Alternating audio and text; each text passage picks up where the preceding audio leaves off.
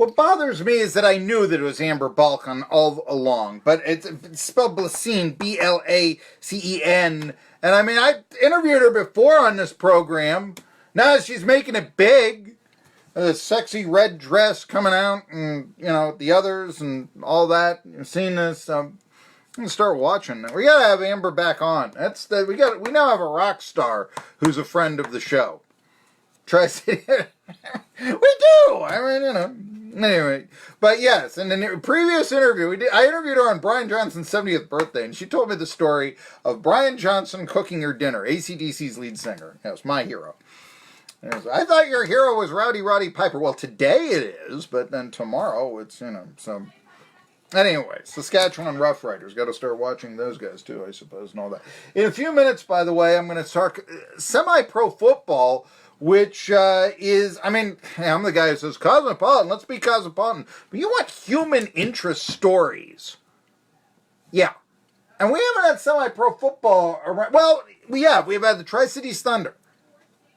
We've had them. But we haven't had the women's team. But Andy Slagle was putting together a team, I remember, last year. But it can be so difficult. They played a championship game last year in Kingsport. And it was on a middle school field. And the scoreboard didn't work. He didn't know who was winning. That's very difficult. And also, just the expenses. They're going to have in the Gridiron Developmental League, that's what they call a championship game, in Joplin, Missouri, with the Tennessee team playing a team from Oklahoma.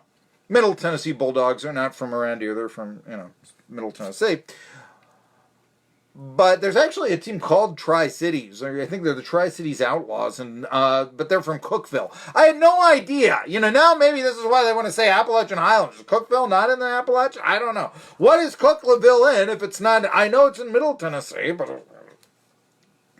Anyway... Maria True, our station CEO, met a man on Facebook by the name of Mark Pilling.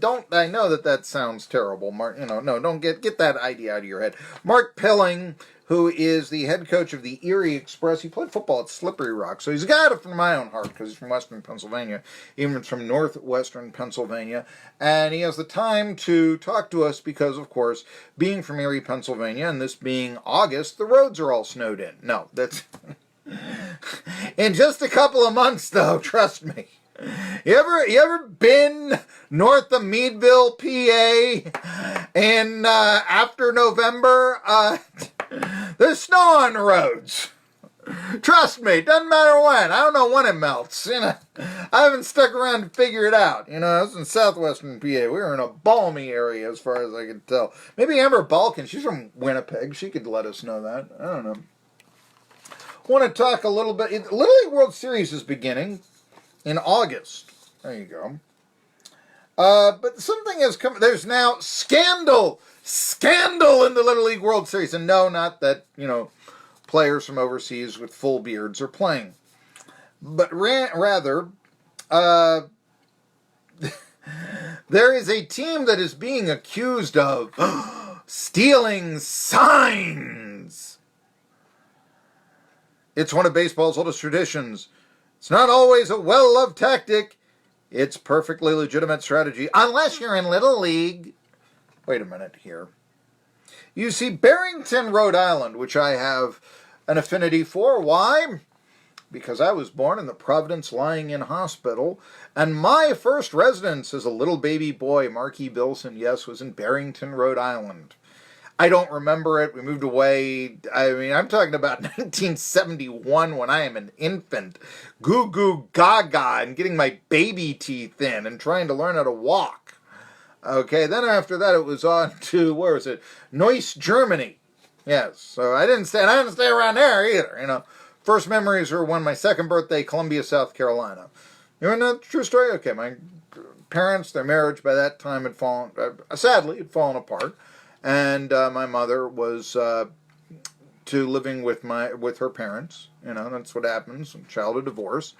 And not asking for sympathy there, because then you had my grandparents as well, who I've talked about a lot on here, and just, the love they have. Recently passed away, but it gave me, that became my family, right there. And a lot of identity really with Columbia, South Carolina, too, because that's where my first memories are, including my second birthday. I remember it, yes. My mother presenting me with a birthday cake of chocolate and riding my tricycle on and licking it. And now I'm boring you to tears, I'm sure. But no, but Barrington, Rhode Island is where it all began for Marky Billson, you see. And it's maybe where the Little League World Series champion all began. But you see, Pat Dutton, a manager from Goffstown, New Hampshire, has accused the Barrington, Rhode Island team of stealing signs. Dun, dun, dun! You can see runners on second base leaning in and looking in, and they're doing hand gestures at their kid at the plate, indicating what kind of pitch it is and where it's located. You can do that in big league ball, but in Little League, it's unsportsmanlike, it's dishonorable, and it's disgusting.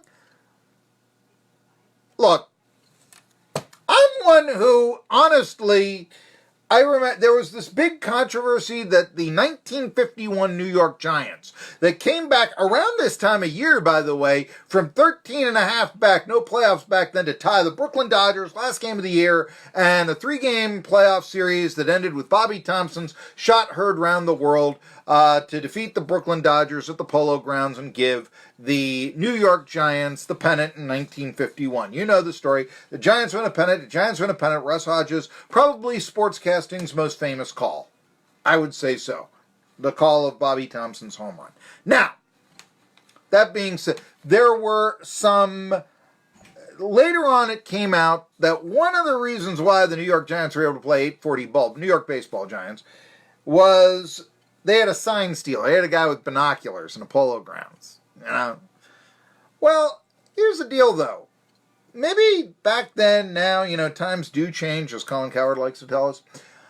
But think about this. There was a cover story in Baseball Digest in 1951, Secrets of the Sign Stealers, with Casey Stengel out there. Now, I'm sorry, you say it's perfectly acceptable in big league ball, then why wouldn't it be acceptable in little league? If you can get the indicator, if you are that good at breaking codes, why should you say to 12-year-olds, heads all empty, we don't care? Hey, when I was 12 years old, I would have liked my coach to have told me what the difference was between a curveball and a fastball so I could actually hit it, let alone that one was coming. I do think this is gamesmanship. I think it's a part of the game, and I think trying that if the Little Leaguers of Barrington, Rhode Island can figure it out, more power to them. And New Hampshire, I hope I'm not showing Showtown bias. I really do not remember Barrington, Rhode Island. I really don't. But I know that's absolutely the way I feel about this, okay? I mean, sign stealing is a part of the game. If you can do it, more power to you. It's not that easy. Tri-City Sports Now.